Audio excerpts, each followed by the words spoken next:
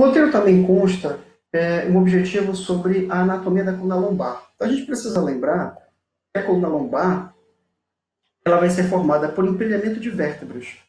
Essa justaposição, né, esse empilhamento vertebral, basicamente ele vai ser feito por várias unidades, 5 unidades basicamente, de uma vértebra que apresenta essa configuração, este formato, que é a vértebra típica lombar. Uma vértebra que apresenta um corpo vertebral largo, um corpo vertebral grande, até porque o tecido ósseo lombar ele é mais desenvolvido, ele tem um crescimento diferenciado em relação às outras vértebras, dado o peso depositado sobre a coluna, né?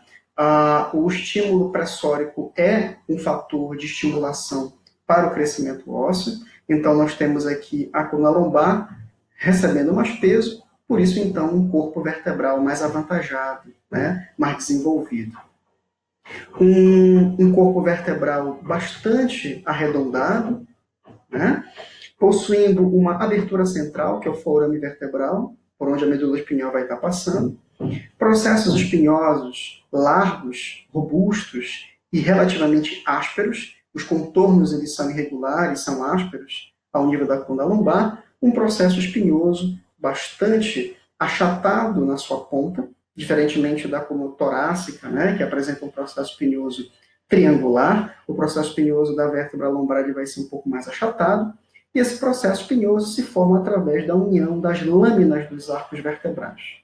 Além de ter superfícies articulares, que nós vamos chamar de processos articulares superiores e inferiores, né, que promovem a articulação com uma vértebra suprajacente a esta ou infrajacente a esta, ou seja, acima e abaixo. Não esquecer que, depositado sobre o corpo vertebral, nós vamos encontrar uma peça de cartilagem, tá? Na verdade, um tecido fibrocartilaginoso, com impregnação de fibras colágenas dispostas de forma circular, garantindo então a capacidade de suporte de peso, de absorção de impacto para essa coluna, uma vez que o peso ele é mais eminente nessa região, né? Quanto mais baixa for a região da coluna, maior vai ser o peso. Tá? Então, esse disco intervertebral, como é o nome clássico, tá? Da cartilagem, vai ter uma composição mais externa, que nós vamos chamar de anel fibroso, e o seu centro, que é o núcleo pulposo.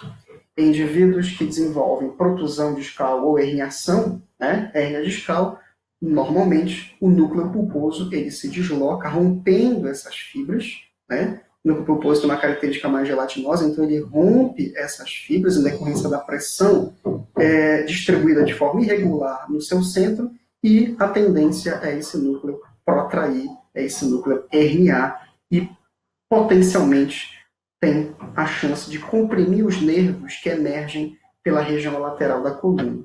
Tá? Aqui a gente tem uma imagem posterior da coluna lombar, o empilhamento de duas vértebras, a terceira vértebra lombar e a quarta vértebra lombar, através de articulações, como a articulação entre os processos articulares, tá? Que são chamadas articulações zigoapofisárias, tá?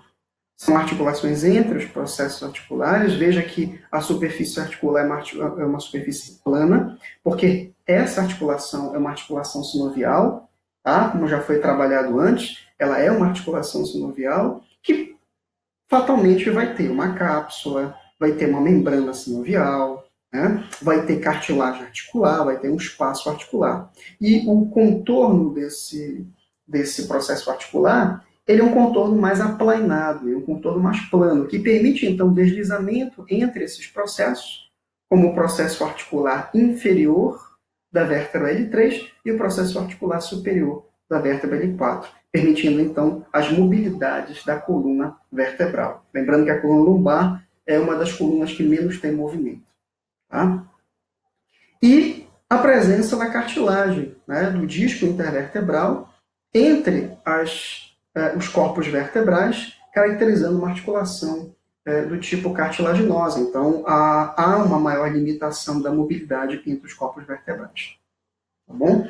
Olhando uma perspectiva lateral, a gente consegue evidenciar o empilhamento vertebral entre as 5 vértebras lombares, a presença da cartilagem, né? Veja que existe um aspecto regular, né, de encaixe entre essas vértebras, um volume, né, normal de disco intervertebral, sempre contextualizando com o lado patológico, então, paciente que já entrou numa determinada idade, já passou, né, por um processo de desgaste, provavelmente a altura desse disco intervertebral vai estar diminuída e uma maior aproximação entre os corpos vertebrais.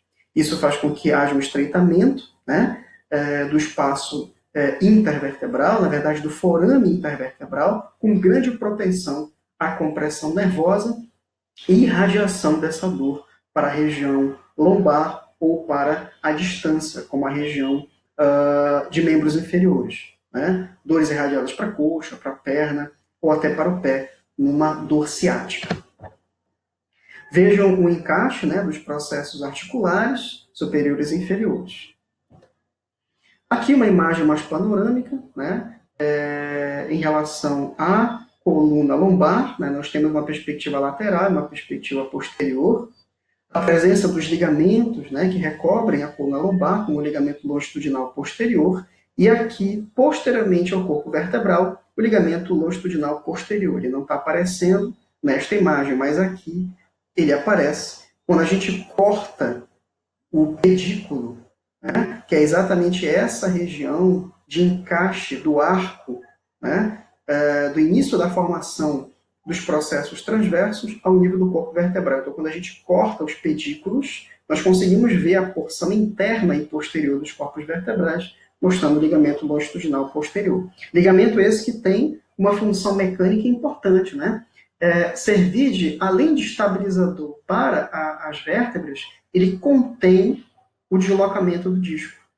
Verifique bem aqui a presença do disco intervertebral e o ligamento passando e cobrindo toda essa região. Então, potencialmente, quando esse disco ele desloca, ele vai promover uma distensão do ligamento longitudinal posterior. Tá? Veja o nervo emergindo entre os forames intervertebrais, que são esses espaços entre as vértebras, vistos lateralmente. Tá?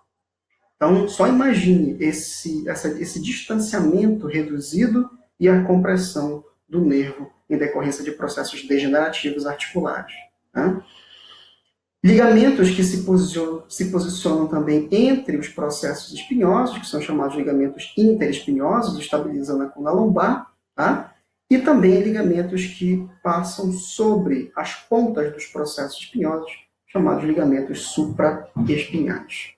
Tudo bem, gente? Bom, era isso que eu tinha para falar para vocês e eu aguardo todos no Meet para a nossa reunião e discussão. Tá bom, gente?